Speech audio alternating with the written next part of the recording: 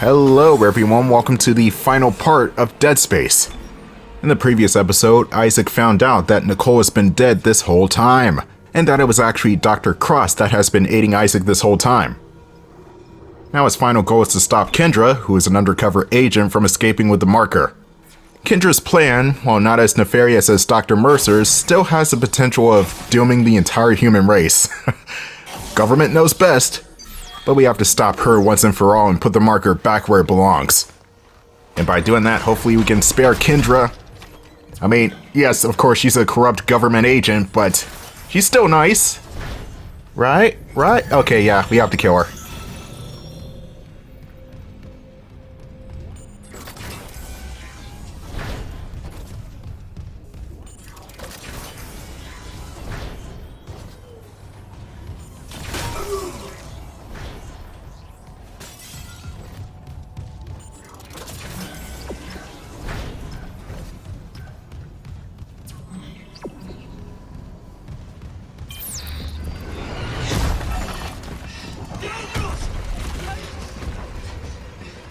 Isaac, I mean it.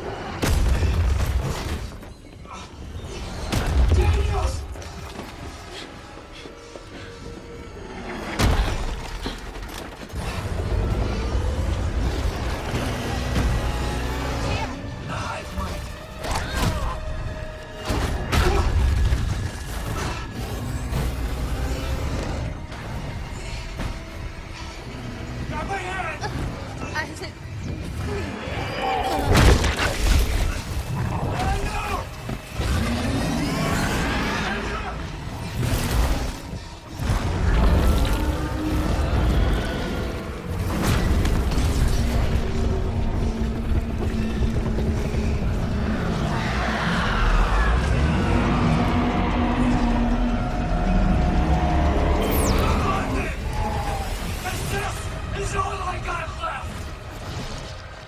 Final boss time is the fucking Hive Mind. Just like the Leviathan, this boss has glowing points that you need to shoot at to deal massive damage. These spots are aligned on the outside of the beast's mouth. The best weapons for the job are the plasma cutter, the pulse rifle, the contact beam, and if you're close enough, the force gun. I would not recommend the flamethrower or the Ripper. I think the Ripper is pretty useless for this fight, unless you're doing a challenge run, of course. The Hive Mind has a couple of different attacks, including Minesweeper, and I can't even carry these things. Run! The beast will throw down these snot balls, which will explode over time and deal massive damage to Isaac. There are also the tentacles, of course the tentacles, which are actually harder to dodge here. There's not really enough space to move around, and the Hive Mind doesn't really have a tell on when it's going to swipe its tentacle. Or tentacles. There's a million of these things. But just keep on the pressure. I think, yeah, the contact beam is the better weapon for this because it's just one continuous beam. Looks like these things don't hurt you if they're thrown at you. Only when they explode will they do damage.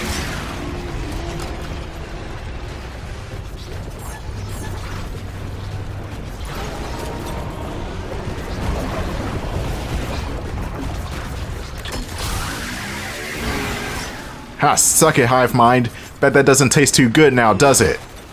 That's stage 1 of the fight down. Stage 2 is where, well, normal Necromorphs come to fight.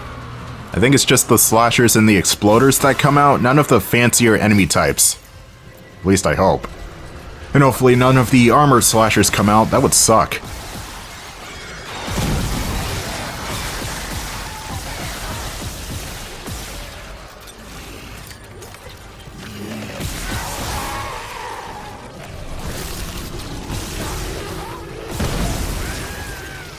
Sweet. Oh man, my inventory is crying right now. I have so much stuff. I guess it's better to be over-prepared than under-prepared. I'm not even sure if you can freeze the Hive Mind with stasis. To be honest, I never even tried. It seems like that strategy will not work because of how gargantuan the Hive Mind is, but again, never tried.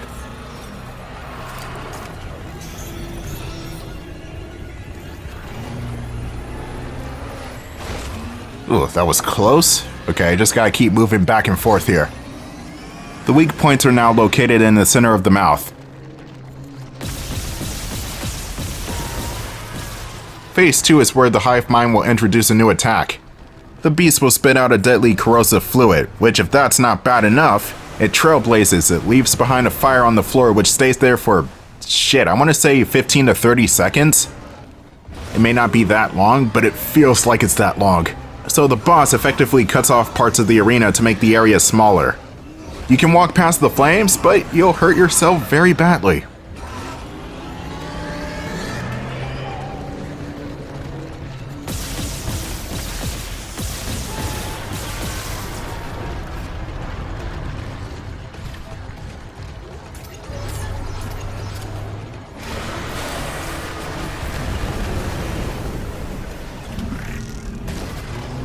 If anything, I at least fed the thing before I killed it.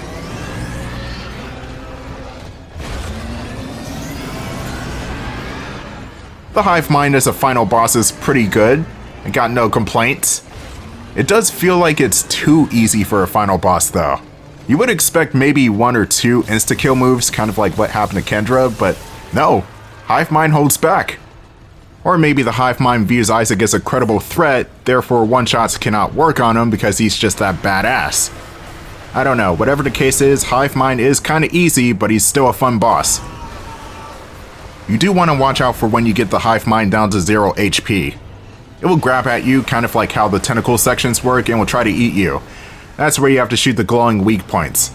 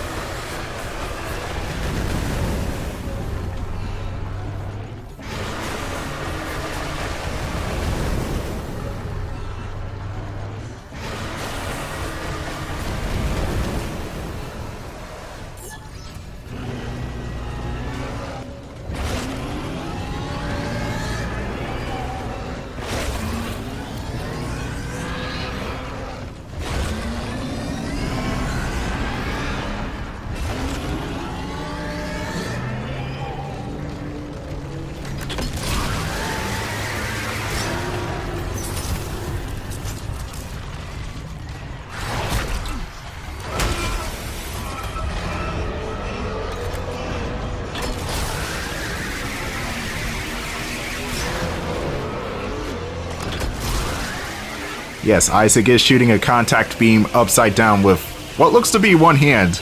Either that or the monster's just grabbing him by one boot. Either way, that's the end of the game. And now we have to escape. There's no countdown sequence, you don't have to worry. The ship's right there.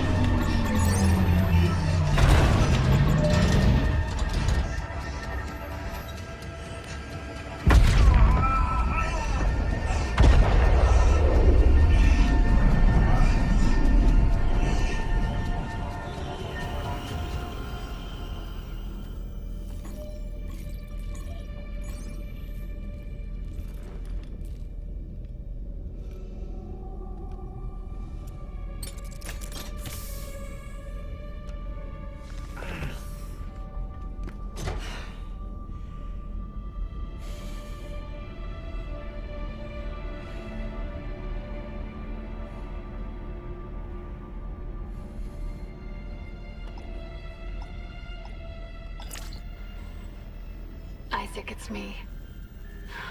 Oh, I wish I could talk to you. I'm sorry.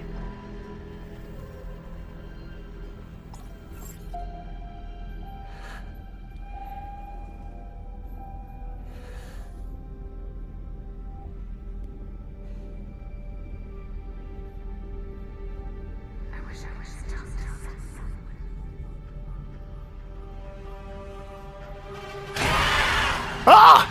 Nicole was alive the whole time. Holy shit. And that, ladies and gentlemen, was Dead Space, the remake. What can I say about Dead Space that hasn't been said before? It's a great remake. Great game, actually. Great series. Even though it ended kind of abruptly. You know whose fault that is for not allowing us to have nice things. But I have already blamed EA enough. Dead Space, even though it's not perfect, is still a fantastic game. The lighting effects, the smoke, the atmosphere, even the dismemberment has been improved on from the first game. Isaac actually having a voice in the first game scenario, even though some fans may dislike that, I personally enjoy it because that gives Isaac a personality. And not just the main character, you, the person you're playing as, is just standing there silently as a person is getting their head torn off. That may have worked for GTA 3 and those games back in the day, but not for Dead Space, in my personal opinion, so the voice is a welcome change. And even though there's a possibility of Electronic Arts not making a Dead Space 2 remake, it is good to see Dead Space come back for this. So for my next spooky game for the lineup, I did Resident Evil 4 Remake, I did Dead Space Remake, but there's another remake I have in mind. And this is of a series that I have no real connection with. It is Silent Hill. The Silent Hill 2 remake came out a couple of months ago. And I've heard fantastic things about that game, so next October maybe I'll just look at that one. And maybe one day I'll return to Dead Space with Dead Space 2. The original, if they don't make that remake. But until that day, my name is Don, this has been Dead Space Remake. Happy late Halloween, and I'll see you guys later.